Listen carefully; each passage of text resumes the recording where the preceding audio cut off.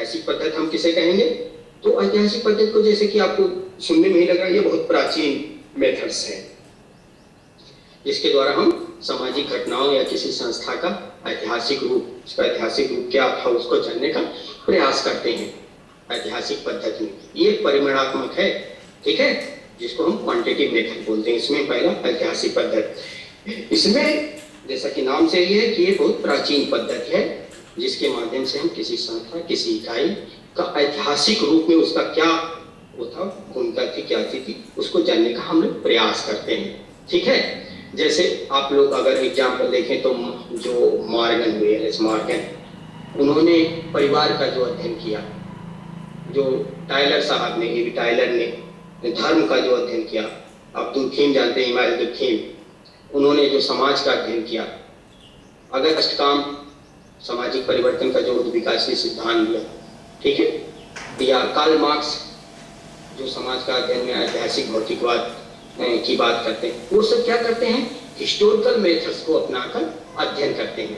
जैसा कि आप लोग जो इतिहास का जनक है उस किसको जानते हैं? हेरोडोटस। इतिहास का जनक हेरोडोटस को माना जाता है।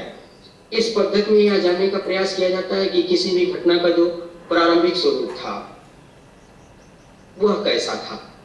इतिहास में हमें संस्कृति के बारे में पता चलता, बहुत सारी चीजें इतिहास के माध्यम से हम आगे बढ़ते चलते जाते हैं।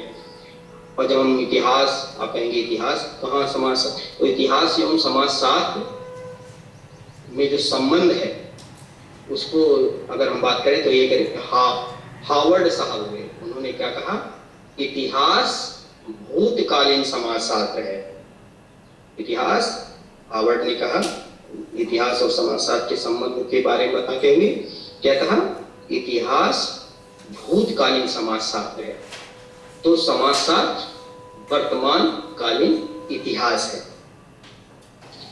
फिर दूसरा आता है परिमाणात्मक में, क्वांटिटेटिव में, तुलनात्मक पद्धति। यह बहुत फेमस पद्धति है, कंपैरेटिव मेथड। जैसा कि इसका नाम से ही स्पष्ट है कि कंपेयर करना, इसके बीच तुलना करना, ठीक है।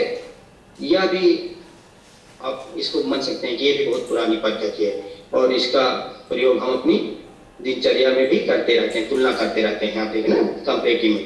समाजशास्त्र में अगर हम बात करें तो इस पद्धति का प्रयोग दुर्खीम द्वारा किया गया। सबसे पहले दुर्खीम ने बहुत अच्छे तरीके से कंपैरेटिव मेथड का प्रयोग करके, जो दुर्खीम में बहुत फेमस उसकी थ्योरी थी सुसाइड, आत्महत्या का सिद्धांत, उसमें इसका बहुत अच्छे तरीके से दुर्खीम ने प्रयोग किया था।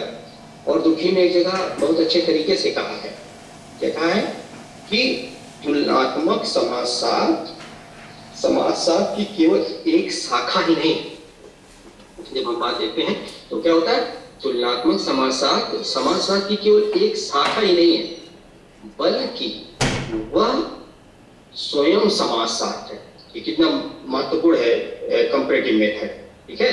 इन्होंने सुसाइड का जो अध्ययन किया तो उसमें उन्होंने तुलनात्मक समाजशास्त्र को परिभाषित करते हुए कहा कि तुलनात्मक समाजशास्त्र, इसको हम एक शाखा के रूप में ही नहीं पढ़ते, बल्कि यह स्वयं एक समाजशास्त्र है, ठीक। तो फिर मैक्स वेबर की जो अब देखते हैं, मैक्स वेबर ने भी जो धर्म एवं पूंजीवाद के जो अध्ययन किया, जो विश्व के 6 बड़े धर्मों का अध्ययन करके उन्होंने बताया था, ठीक है, उसमें उन्होंने इस पद्धति का प्रयोग किया है, ठीक है। इसने मैक्स वेबर ने दुर्खीम सुसाइड में प्रयोग अच्छे से तरीके से प्रयोग किया। मैक्स वेबर ने धर्म एवं जो पूंजीवाद का संबंध था उसमें उसका बहुत अच्छे तरीके से प्रयोग किया। फिर जब हम रेडक्लिफ डाउनलेक हुए, ठीक है, उन्होंने मानव शास्त्र में तुलनात्मक जो पद्धति थी, तुलनात्मक समाजशास्त्र जिसको कहते हैं, उसका इन्होंने बहुत अच्छे तरीके से प्रयोग किया। तो हम लोगों ने हिस्टोरिकल मेथड जाना, कंपैरेटिव मेथड जाना, ठीक। अब आगे है सांख्यिकीय पद्धति, जो क्वांटिटेटिव मेथड में हम लोग 4 बताया था, उसमें हमने हिस्टोरिकल मेथड के बारे में बात करी, कंपैरेटिव, ऐतिहासिक और तुलनात्मक। अब जो नेक्स्ट है उसको हम सांख्यिकीय पद्धति कहते हैं, ठीक।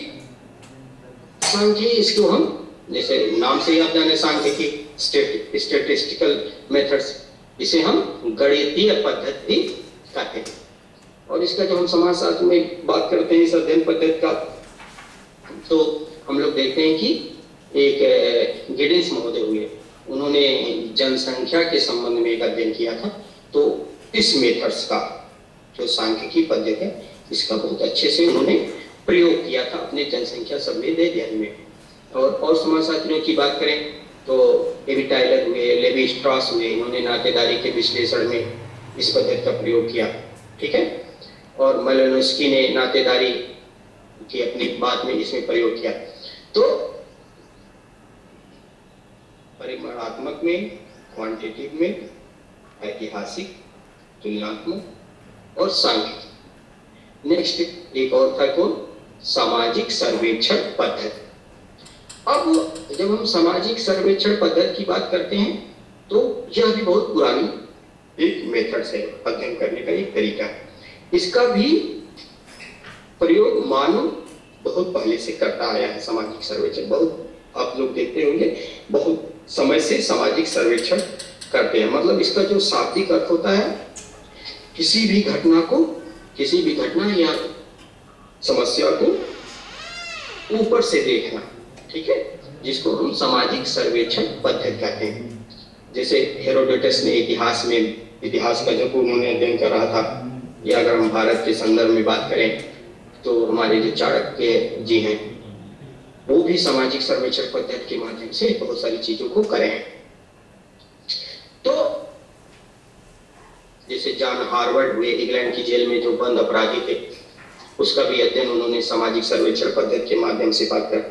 तो हमने आज पूरी तरीके से जानने का प्रयास किया कि सामाजिक अनुसंधान क्या है, शोध क्या है पहले जाना, उसके बाद सामाजिक शोध क्या है उसके बारे में हम लोगों ने बहुत अच्छे तरीके से समझा, ठीक है। उसी कड़ी में जब हम अनुसंधान करते हैं तो किसी टूल्स को यूज करके हमने बात करी कि कोई मेथड्स होना चाहिए। मेथड्स ऑफ सोशियोलॉजिकल इंक्वायरी आपका टॉपिक जो BSOC 134 है, तो हमने उसमें पूरे विस्तार से जाना ये चीज कि कैसे मेथड्स को, सामाजिक अनुसंधान क्या है पहली बात, शोध, शुरुआत यहां से किया है कि शोध क्या है, सामाजिक अनुसंधान क्या है, ठीक है। सामाजिक अनुसंधान में बोवर्स ने क्या कहा, PBM ने क्या कहा, मोजर ने क्या कहा, उसकी विशेषताएं क्या है, उसकी उपयोगिता क्या है, ज्ञान, नवीन ज्ञान की प्राप्त करना, ज्ञानता की समाप्ति, समाज कल्याण में सहायक, इसकी उपयोगिता के बारे में हमने विस्तार से शुरुआत में जाना, ठीक है। उसी संदर्भ में हमने जाना कि किसी भी विषय के अध्ययन के लिए कुछ हमको टूल्स, किसी भी समस्या, किसी भी घटना का कुछ मेथड्स को अपनाना पड़ता है समाजशास्त्र में। समाजशास्त्र को विज्ञान का दर्जा मिले इसके लिए एक वैज्ञानिक पद्धति की आवश्यकता हुई, ठीक। उसी में हमने जाना कि पद्धति एक ऐसा तरीका, एक तरह जिसपे हम आगे बढ़ते हैं, किसी भी समस्या को जानने के लिए आगे बढ़ते हैं, कैसे हम उस चीजों को निकालते हैं, ठीक है। उसी संदर्भ में आगे बढ़ते बढ़ते हमने कहा कि कोई भी घटना दो तरीके की हम लोग देख सकते हैं, एक प्राकृतिक घटना, दूसरी मानवीय घटना। प्राकृतिक घटना आप लोग को जानते हैं स्वतंत्र होता है, सार्वभौमिक होता है, उसके बारे में हम लोग भविष्यवाणी कर सकते हैं, मूर्त होता है चूंकि, ठीक है।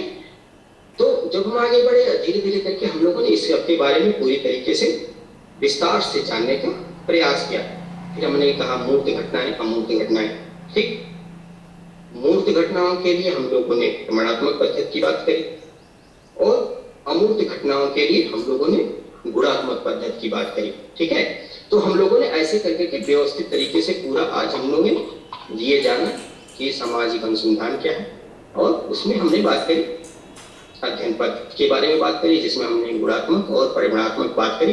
गुणात्मक में हमने 5 तरीके की बात करी, जिसमें आगमन और निगमन पद्धति की, जिसमें हमने आगमन में बताया विशिष्ट से सामान्य की ओर, निगमन सामान्य से विशिष्ट की ओर, ठीक है। फिर हमने व्यक्तिगत अध्ययन की बात करी, व्यक्तिगत अध्ययन पद्धति की बात करी, जिसमें हमने बताया था आपको बाल अपराध का अध्ययन लिपले ने किया, होबो जनजाति की जो संस्कृति उसका अध्ययन एंडरसन ने किया, ठीक है। तो ऐसे हमने यांग सिटी का अध्ययन वार्नर ने किया, 5 फैमिलीज आजकल लिविस ने किया, जिसको बर्गस ने सूक्ष्मदर्शीय पद्धति बताया, ठीक है। फिर हमने आगमन पद्धति में बताया कि समाजवादी पद्धति ठीक है। तो समाजविद पद्धति को हमने आपको विस्तार से बताया कि इसका सबसे पहले सर्वाइव बुक आई थी मोरनियो का 1937 में, उसमें उन्होंने इस पद्धति को विस्तार से समझाया, ठीक है। फिर हमने बात करी क्या, सामाजिक दूरी पैमाना, ठीक है, जिसको सबसे पहले 1902 में अमेरिकी समाजशास्त्री जो रॉबर्ट पार्ट थे, उन्होंने प्रजातियों के बीच संबंध को जानने के लिए इसको पूरे व्यवस्थित तरीके से बताया। उसमें बोगार्ड्स ने बताया, शांत बिंदु रख के हमने बताया इसमें, ठीक है। तो इसी तरीके से आगे बढ़ते हुए हमने बना, थर्स्टन ने 100 छोटे छोटे बिंदु रखने की बहुत क्लिष्ट था, उसी को चेनिक के लिगर्ड महोदय ने 3 बता दिया था, साम्राज्यवाद, प्रजातिवाद या मानवतावाद। फिर हमने बताया कि स्टुअर्ट चैपिन ने परिस्थितिकी मापन पैमाना बताया, जिसमें 4 आधार बताए थे, भौतिक उपलब्धि, आय, संस्कृत उपलब्धि और सामूहिक क्रिया। फिर 5वां सामुदायिक अध्ययन पद्धति, इसमें हमने बताया कि समुदाय किसी भी समुदाय का संपूर्णता में है, जैसे गांव, जनजाति, ग्रामीण परिवार। फिर हमने परिमाणात्मक का विस्तार से हम लोगों ने पढ़ा, उसमें हमने 4 तरीके की बात करी, 4 मुद्दों पे बात करी। ऐतिहासिक पद्धति, जिसको मार्गन ने परिवार का अध्ययन, टाइलर का धर्म का अध्ययन, दुर्गेम का समाज का अध्ययन हमने बताया, अगस्ट काम्ट का जो परिवर्तन का विकासीय सिद्धांत था, मार्क्स का जो ऐतिहासिक समाज के बारे में ऐतिहासिक भौतिकवाद था, इस सब के बारे में हमने विस्तार से जाना। फिर तुलनात्मक पद्धति बताया, तुलनात्मक पद्धति में हमने दुर्गेम का आत्महत्या सिद्धांत, मैक्स वेबर का धर्म और पूंजीवाद का सिद्धांत, ठीक है। फिर हमने इसी कड़ी में आगे बढ़ते बढ़ते टाइलर सांख्यिकी पद्धति जाना, सांख्यिकी पद्धति में टाइलर और लेवी स्ट्रॉस की बात करी। फिर हमने लास्ट में सामाजिक सर्वेक्षण पद्धति की बात करी, जिसका शाब्दिक अर्थ क्या है, किसी भी घटना या स्थिति का ऊपर से देखना, मतलब जिसको